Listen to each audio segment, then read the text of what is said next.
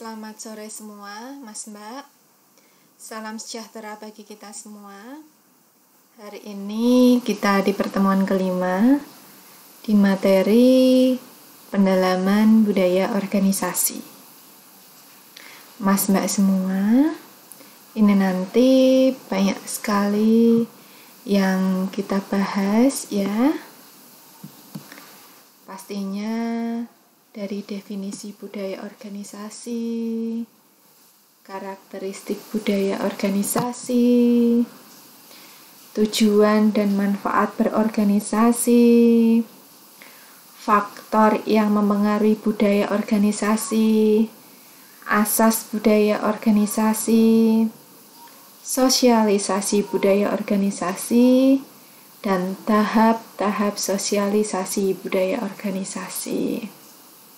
Mas Mbak semua, pertama kita lihat dulu ya, kita mempelajari dulu definisi budaya organisasi menurut para pakar ahli ya.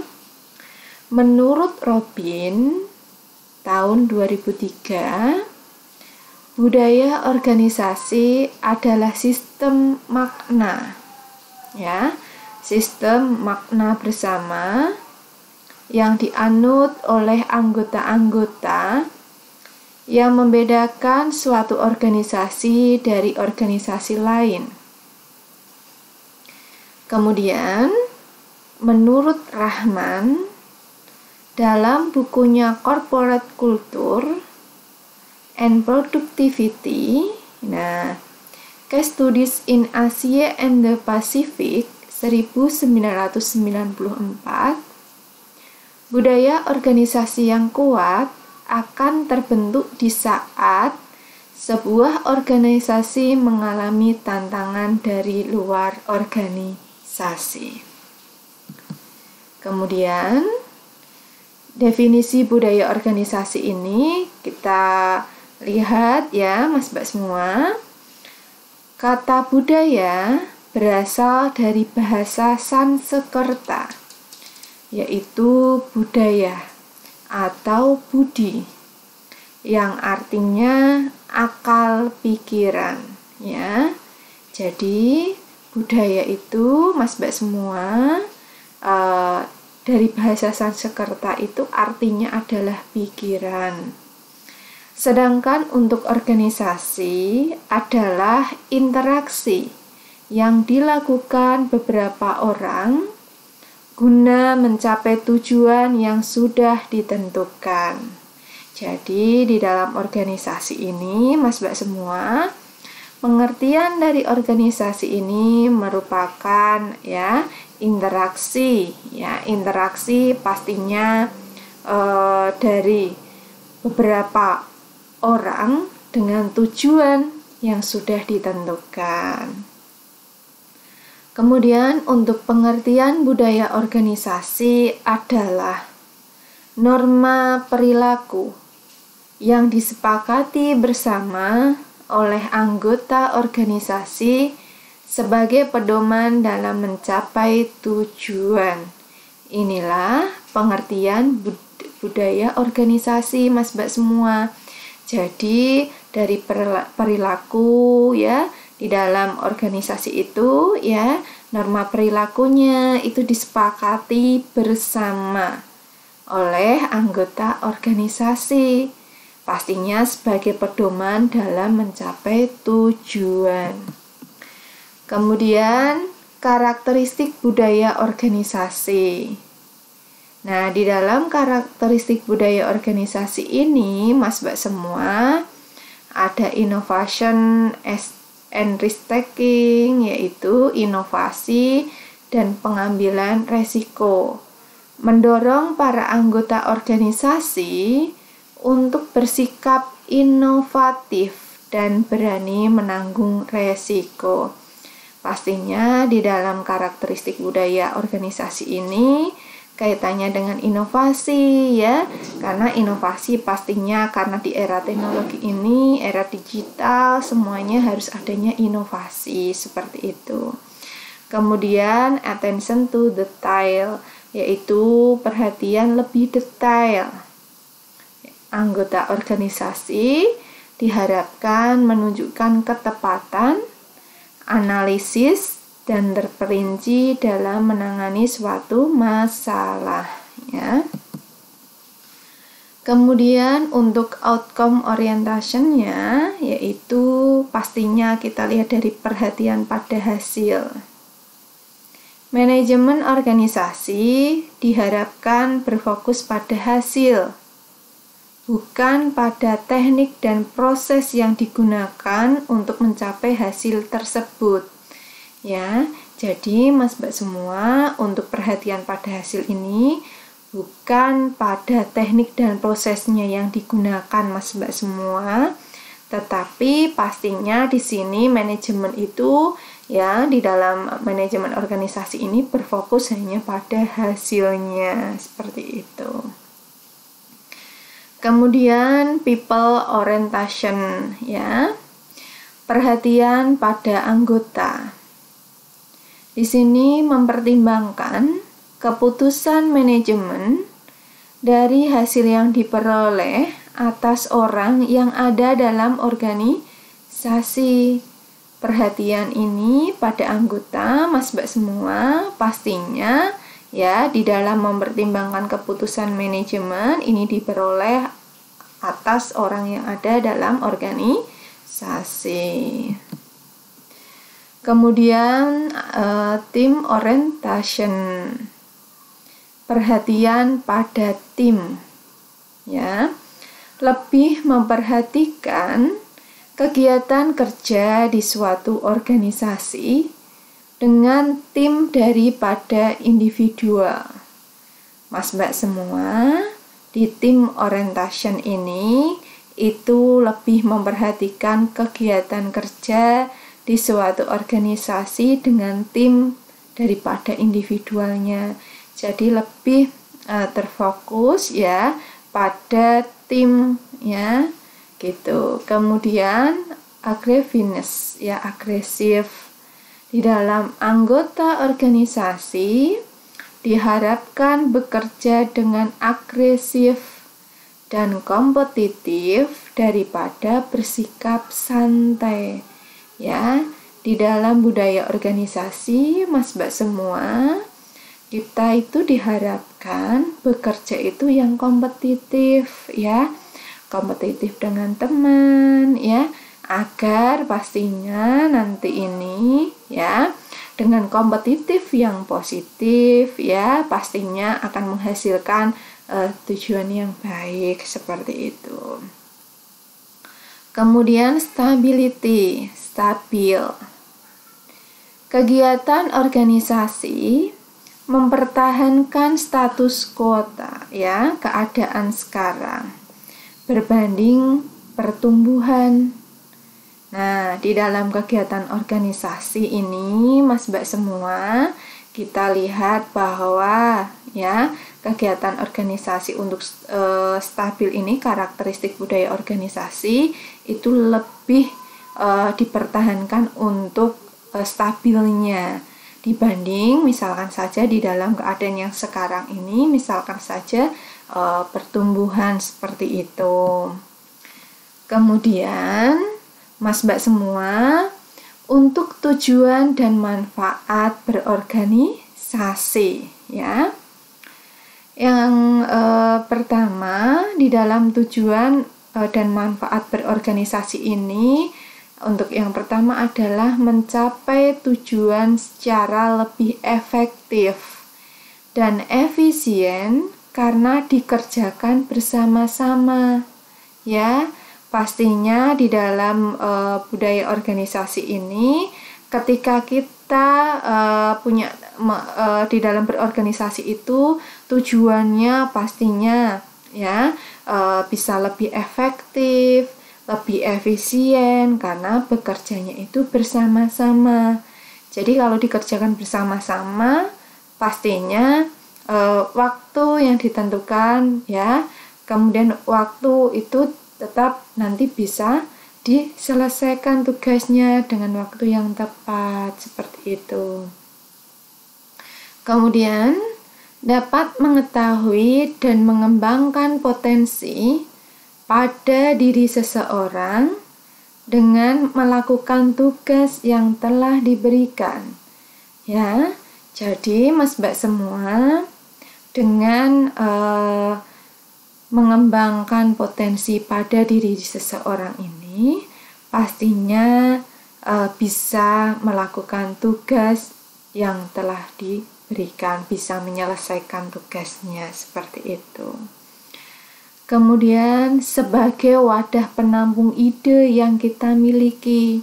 Jadi tujuan untuk berorganisasi, manfaat berorganisasi ini pastinya sebagai wadah penampung ide yang kita miliki.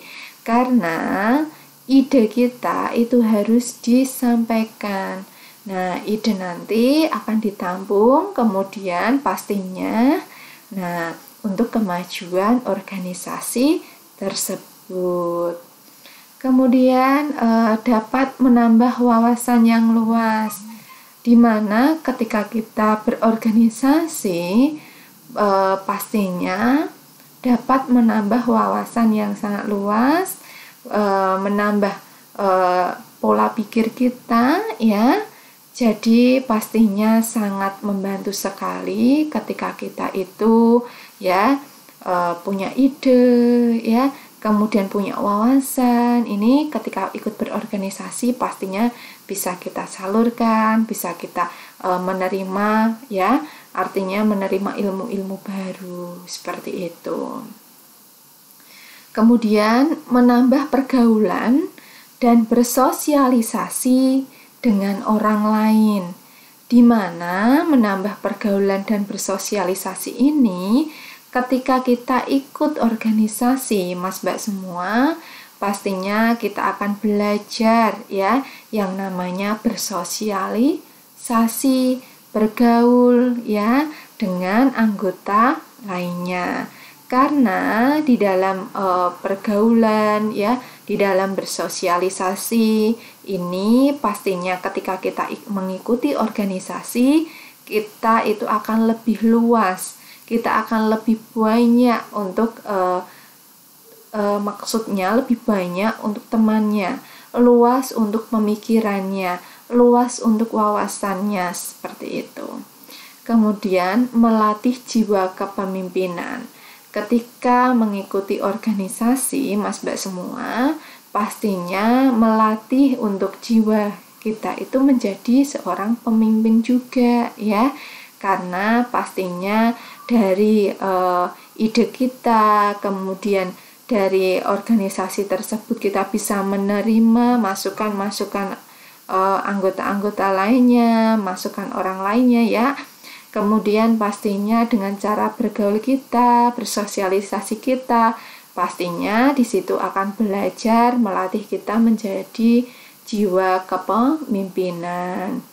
Kemudian dapat memecahkan suatu masalah secara bersama, di mana ketika kita, Mas Mbak semua, ya, menjadi seorang pemimpin, menjadi seorang mengikuti organisasi, itu pastinya belajar untuk bisa memecahkan suatu masalah secara bersama, gitu. Jadi berani mengambil keputusan. Kemudian untuk faktor yang mempengaruhi budaya organisasi. Pengaruh umum dari luar lingkungan organisasi. Faktor yang tidak dapat dikendalikan oleh organisasi. Mas Mbak semua, untuk pengaruh umum dari luar lingkungan organisasi ini, pastinya faktor-faktor ini tidak bisa dikendalikan oleh organisasi, ya. Kemudian pengaruh nilai-nilai di masyarakat, di mana di dalam faktor yang memengaruhi budaya organisasi ini, kita lihat juga dari pengaruh-pengaruh nilai di masyarakat, yaitu kaitannya dengan faktor keyakinan dan nilai-nilai dominan, di mana pastinya kita lihat, ya, keyakinan dan nilai-nilai dominan dari masyarakat ini misalnya kesopan santunan, dan kebersihan. Nilai-nilai masyarakat ini, Mas Mbak semua, pastinya ketika kita mengikuti budaya organisasi, di mana organisasi ini pastinya akan mempengaruhi kita di dalam masyarakat. Kaitannya dengan nilai-nilai ini yaitu kesopan santunan dan kebersihan. Kemudian faktor spesifik dari organisasi, di mana di sini bahwa selalu ada interaksi antar anggota dalam lingkungan organisasi dalam mengatasi suatu masalah. Keberhasilan mengatasi berbagai masalah merupakan dasar tumbuhnya budaya organisasi, di mana Mas Mbak semua kita lihat bahwa ketika kita di dalam organisasi itu, interaksi antar anggota dalam lingkungan organisasi ini pastinya bisa mengatasi suatu masalah. Karena keberhasilannya ketika budaya organisasi ini terlihat berhasil, pastinya berbagai masalah itu merupakan juga dasar tumbuhnya budaya organisasi.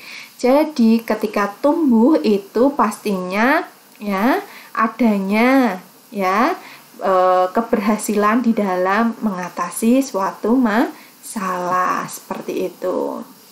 Kemudian untuk asas tujuan, asas budaya organisasi ini, Mas Mbak semua, untuk asas tujuan itu memiliki tujuan yang jelas untuk dicapai dan bermanfaat bagi semua anggota. Untuk asas tujuan, pastinya Mas Mbak semua, di sini semua anggota itu mempunyai tujuan yang sangat jelas seperti itu.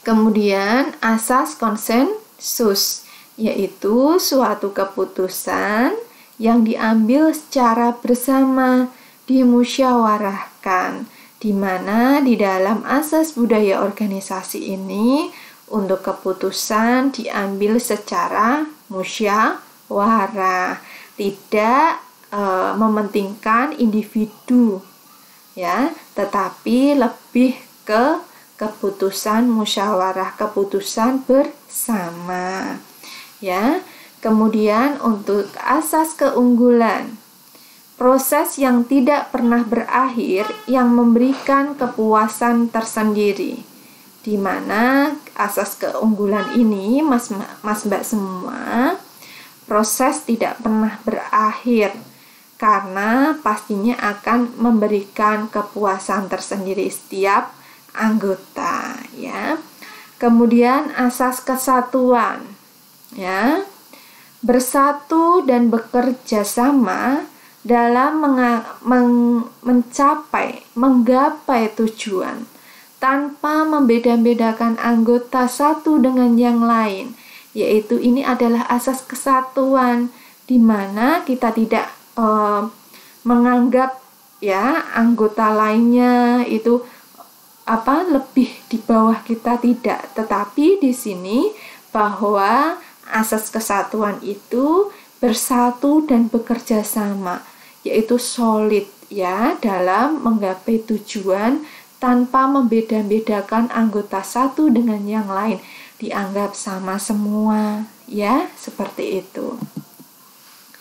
Kemudian asas prestasi, asas prestasi ini menghargai kinerja anggota dengan memberikan reward kepada anggota yang sudah bekerja keras dalam mencapai keberhasilan baik individu maupun tim.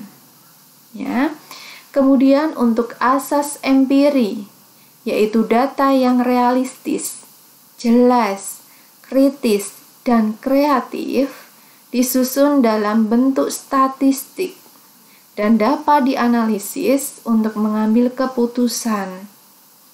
Kemudian asas keakraban, kemampuan berbagi rasa dengan anggota lain untuk membentuk kepercayaan antar anggota organisasi. Inilah asas budaya organisasi. Kemudian sosialisasi budaya organisasi. Sosialisasi dapat diartikan sebagai proses di mana individu ditransformasikan dari pihak luar untuk berpartisipasi sebagai anggota organisasi yang efektif. Jadi, dalam proses ini terjadi transformasi atau perubahan diri individu yang semula dari luar organisasi agar mampu berpartisipasi secara aktif dalam organisasi. Kemudian, keberhasilan proses sosialisasi budaya organisasi akan tergantung pada dua hal, yaitu menurut Sutrisno 2010, yang pertama adalah derajat keberhasilan mendapatkan kesesuaian dari nilai-nilai yang dimiliki oleh karyawan baru terhadap organisasi. 2. Metode sosialisasi yang dipilih oleh manajemen puncak di dalam implementasinya. Kemudian kita lihat dari tujuannya dan manfaat sosialisasi budaya organisasi, yaitu membentuk sikap dasar, kebiasaan, dan nilai-nilai yang dapat memupuk kerjasama, integritas, dan komunikasi dalam berorganisasi. Kemudian memperkenalkan budaya organisasi yang sudah disepakati bersama kepada para anggota organisasi. Kemudian meningkatkan komitmen dan daya inovasi anggota organisasi. Kemudian, Mas Mbak semua, untuk tahap-tahap sosialisasi budaya organisasi, ini kita lihat dari seleksi terhadap calon anggota. Kemudian penempatan anggota dalam suatu pekerjaan tertentu. Pendalaman bidang pekerjaan. Penilaian kinerja dan pemberian penghargaan. Menanamkan kesetiaan kepada nilai-nilai yang dimiliki organisasi, ya. Kemudian pengakuan atas kinerja dan promosi. Jadi kesimpulannya, Mas Mbak semua, bahwa budaya organisasi ini dapat dikatakan sebagai aturan main yang ada dalam suatu organisasi yang akan menjadi pegangan dari sumber daya manusia dalam menjalankan kewajibannya dan nilai-nilai untuk berperilaku dalam organisasi. Kemudian untuk budaya organisasi yang baik sangat mempengaruhi tingkah laku dan semangat kerja karyawan untuk mencapai tujuan organisasi, ya. Kemudian, Mas Mbak semua, setelah kita mengetahui kesimpulannya, ya, kemudian Anda sekarang mengerjakan untuk soal-soal di bawah ini. Anda kerjakan dengan baik dan benar, ya. Yang pertama, apa yang dimaksud dengan budaya organisasi menurut dua pakar ahli yang berbeda?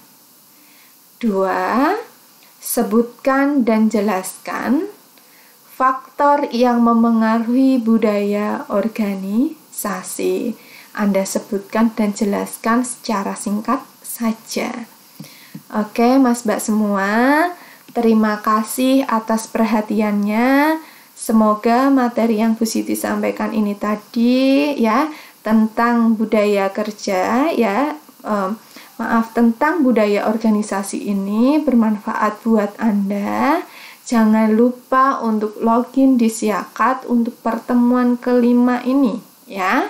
Maka di pertemuan kelima ini nanti Ya, Mas Mbak semua pastinya harus presensi dan kerjakan untuk soal-soal yang mesti disampaikan itu tadi.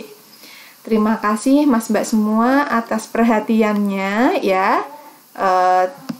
Terima kasih untuk pertemuan hari ini. Selamat sore. Wassalamualaikum warahmatullahi wabarakatuh.